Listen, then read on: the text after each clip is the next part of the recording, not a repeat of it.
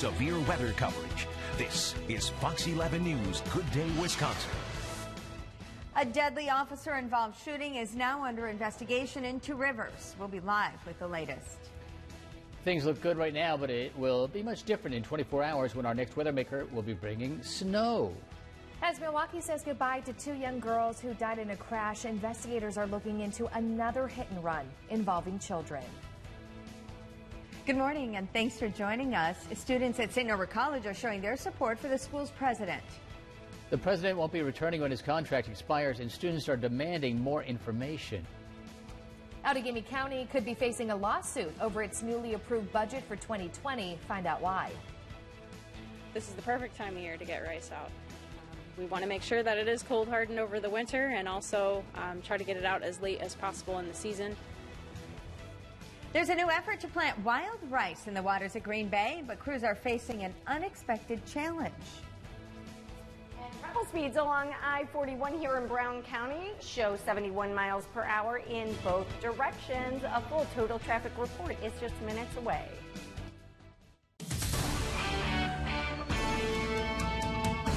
We're following breaking news from Two Rivers, where an officer-involved shooting has killed a person. Fox 11's Maggie Lemire joins us live with the very latest. Good morning, Maggie. Good morning, Rachel. That's right. One person is dead after an officer-involved shooting. I'm over here. I'm near the corner of East River Street and Washington Street, where lanes are blocked off right behind me. And as you can see, there is a heavy police presence going on over here. This investigation is being led by the Wisconsin DOJ. Now, officials are saying that an officer shot another person, and that man ultimately died from his injuries last night within this area over here. Now, I spoke with an officer earlier this morning who said that it happened at the parking lot of a gas station I'm standing right in front of. Now, officials are also saying that a firearm was found at the scene afterward and that no officers were injured during the incident. That's all the information we have for you right now, but we'll be sure to update you throughout the morning on Fox 11 News and fox11online.com. Rachel? All right, thanks, Maggie. And Melissa McCready joins us now with a closer look exactly where this happened. Melissa?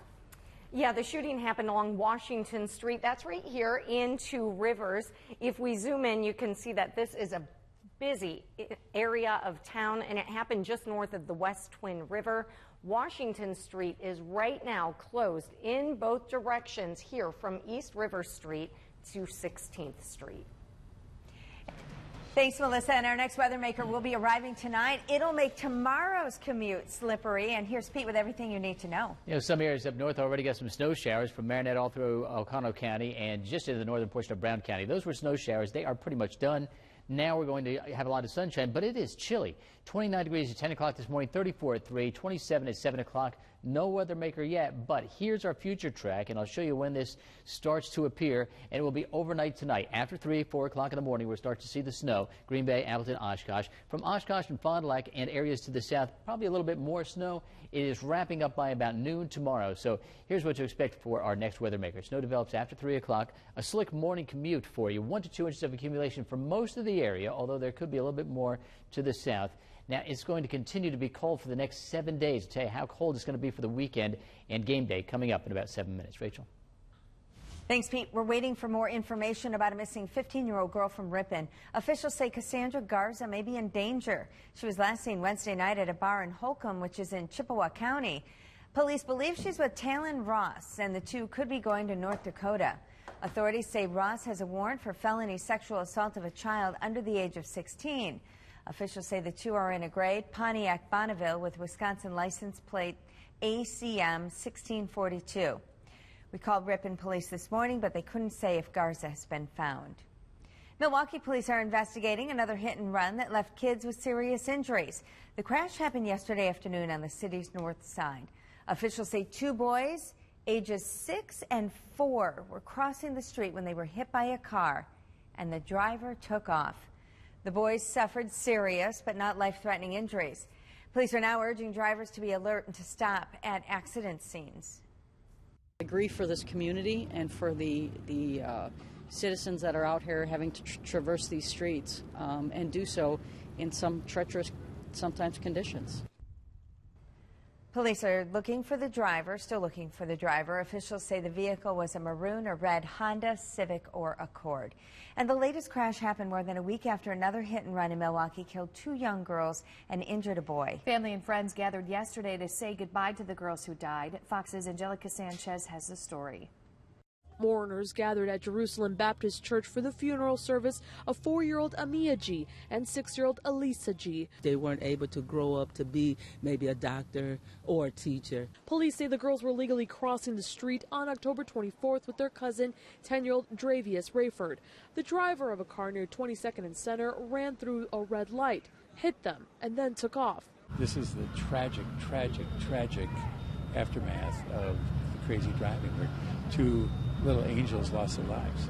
Both sisters died from their injuries, while Rayford survived his injuries, which included multiple fractures, a punctured lung, and a painful surgery to reconstruct his nose. Our community needs to band together and pray for each other. The inside of the church was decorated with unicorn balloons and characters from Disney's film Frozen. Well, you just stand. Mourners were encouraged to see the funeral as a birthday celebration for the girls. These young ladies are now born into eternal life. The moving service was filled with music and touching words from loved ones. I was as lucky as can be.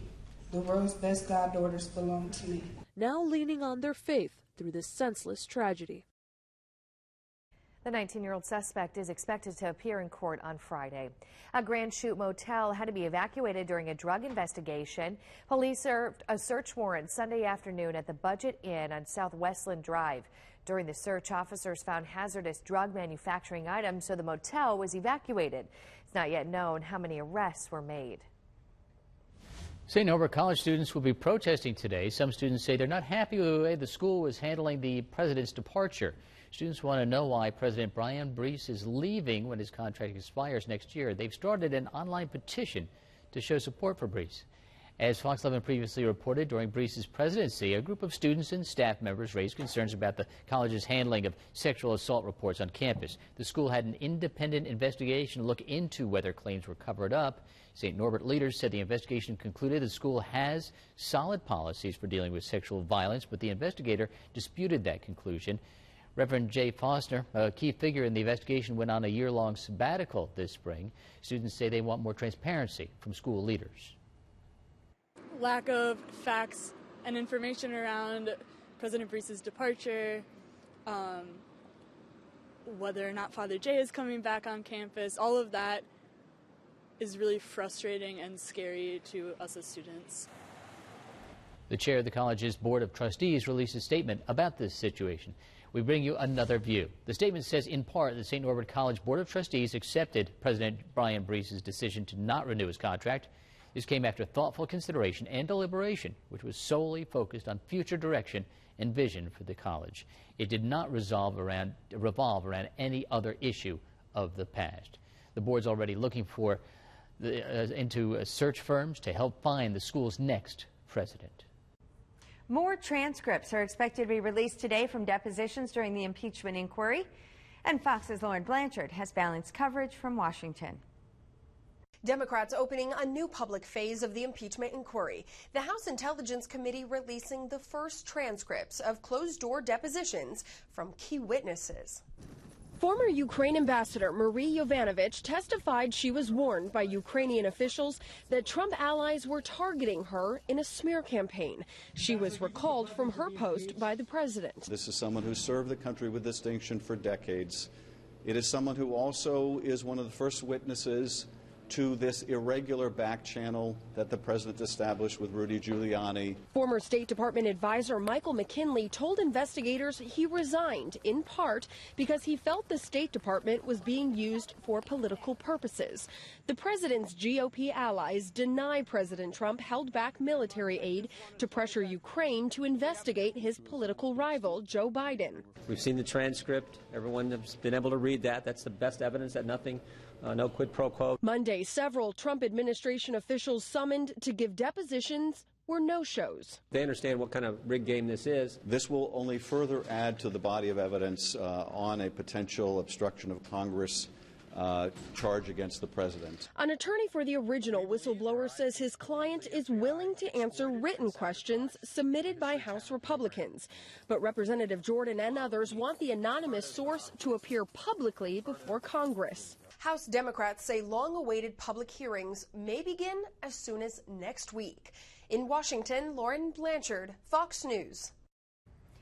Outagamie County could be facing a lawsuit over its 2020 budget. The county board voted last night to approve the budget. It includes money from a new 0.5% sales tax. That tax is expected to bring in $20 million. Most of that money would be spent on debt and tax levy reduction, but $5 million would go to capital improvement and $3 million would go to the municipalities. County Executive Tom Nelson tried to use a partial veto for the $5 million. He believes it's against the law to use the money how the board wants to, but the board overrode his partial veto. Outagamie County resident Jeff Krieger agrees with Nelson. He filed a legal claim against the county for its plan to spend $5 million on projects. But the county's lawyer believes it is legal to use sales tax revenue on new projects. And we hear from both sides. If they choose to use sales tax revenue in a way that's not authorized by the statute, we're going to be reviewing all of our options, including litigation if necessary. If that's what they want to do, the downside to that is it's going to cost county taxpayers money because we have to defend it. The county's budget and sales tax will take effect January 1st. Happening today in Green Bay, you can share your thoughts with city leaders about plans to increase bus fares. Green Bay Metro Transit wants to increase the price for a single ride from $1.50 to $2. Other possible increases include adult weekly and monthly passes. If approved, the new price would start on January 1st. A meeting starts this morning at 8:15 at the Green Bay Metro office on University Avenue. Water levels on the Great Lakes are expected to remain unusually high. That's according to a new report. The forecast for the next 6 months is from the U.S. Army Corps of Engineers. The agency says a wet October delayed the usual drop-off of water levels in fall. Storms over Lakes Michigan, Huron, and Superior caused beach erosion, flooding, and damage to seawalls and roads. The agency says all 5 Great Lakes are expected to resume their seasonal decline. However, all will remain well above normal and be higher in January than they were at the beginning of this record-setting year. Fox 11 meteorologist Phil DeCastro has been digging deeper into these numbers. We'll have Phil's story tonight at 9. Now, Northeast Wisconsin's most accurate forecast from Fox 11's Pete Petoniak. Our next weather maker is bringing in snow tomorrow, but to the north you see some snow showers hanging along Marinette County and Oconto County and into Door County. These won't last long. They'll be gone over the next hour, and then it will actually clear up. But it's going to be chilly. 29 degrees at 10 o'clock this morning, 34 at 3, mostly sunny skies, 27 at 7 o'clock. So 34 will be our high temperature. Normal high is 48 degrees. So it is going to be very chilly today, and the cold weather will continue through the next 7-10 days, really. Mostly sunny today, though. Severe weather index in the low category. Here's your weather story. Sun today, snow tonight, and the cold will continue. So let's talk about that snow. First up, the sun is coming from an area of high pressure that's building, giving us sunny skies, but bringing in that cold Canadian air mass. The cold front continues to push through over the next few hours, and just ahead of that cold front, we're getting those snow showers. Now, on the other side of this area of high pressure, there is a storm system that'll move through Nebraska and into Iowa over the next 48 hours, actually 24 hours, and give us that snow chance. So today, high pressure area right to our south really clears us out. Tomorrow, however, 5 o'clock in the morning, and at this time tomorrow, we'll probably still be checking snow tracker as the snow continues to push to the east. Fast moving system out of here by noon tomorrow, and then on the other side of that, mostly cloudy, but I think we'll break into some sunshine as early as tomorrow afternoon. So here's our accumulation totals, anywhere between 1 and 2 inches of snow in most of the area. But in Fond du Lac and Sheboygan County, Green Lake, Marquette County, there's a possibility of a little bit more than 2 inches of snow. And there's actually a winter weather advisory in effect for that area that starts at 3 o'clock tonight. The winds will pick up today. They'll be 10 to 15 miles an hour, maybe even gusting to 20 miles an hour today. I say that because the temperatures are 33 in Green Bay, 30 in Appleton right now. They'll only get up to 34 today. So these wind chills, 21 in Green Bay, 20 in Appleton, 21 in Oshkosh, 18 in Wapaka. They're going to be with us all day. Very, very cold day. Here's the most accurate forecast, though. We'll see a lot of sunshine today. Breezy, cold, high near 34. Tonight's low 24 degrees with increasing clouds and that snow after 3 o'clock in the morning. and maybe up until about noon tomorrow. So we call it morning snow, mostly cloudy skies, high near 36 degrees for the high. Look at the 7-day temperature trend. I mean, we are well down there, 30 and 32 for Thursday and Friday, and for game day Sunday, 30 degrees for the high. That'll be the kickoff temperature. Rachel? A restoration project is underway to plant wild rice in the waters of Green Bay. And experts tell Fox 11's Eric Peterson the high lake levels are impacting this year's efforts. At a place called Seagull Bar State Natural Area, wildlife workers cruise the shallows looking for prime places to plant wild rice. I always say it's a very technical technique. You basically take a handful of the seed and just kind of toss it up in the air, let it break up a bit, and let it do its thing. Green Bay Restoration